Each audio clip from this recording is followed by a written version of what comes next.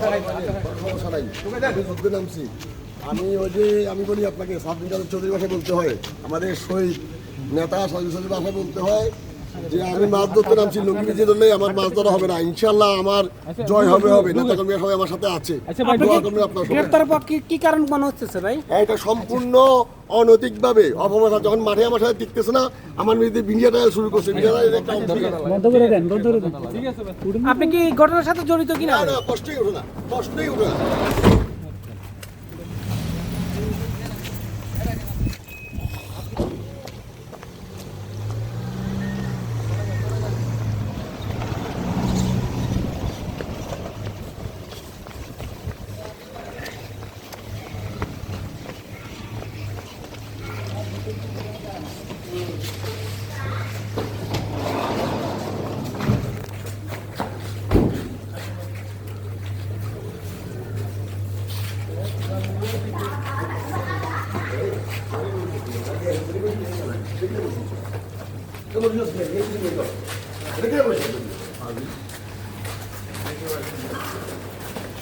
আলমগীর ভাই একটু বলবেন আসলে কি মানে কোন ঘটনায় আপনাকে গ্রেপ্তার দেখানো হলো? সাথে আমি সম্পৃক্ত না, কোনো অন্যায় কাজের সাথে আমি জড়িত না।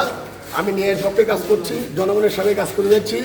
যখন মাঠে রাজনীতি আমার সাথে টিকছে না, তখন সেই তথাকথিত প্রযুক্তি মহল সাংবাদিক, হলুদ সাংবাদিকদের একটা অংশ গত 2.5 মাস যাবৎ আমার বিরুদ্ধে মিডিয়াটা শুরু করছে, যার ধারাবাহিকতায় আজকে পুলিশ অন্যায়ভাবে আমাকে ঢাকা থেকে অ্যারেস্ট করেছে।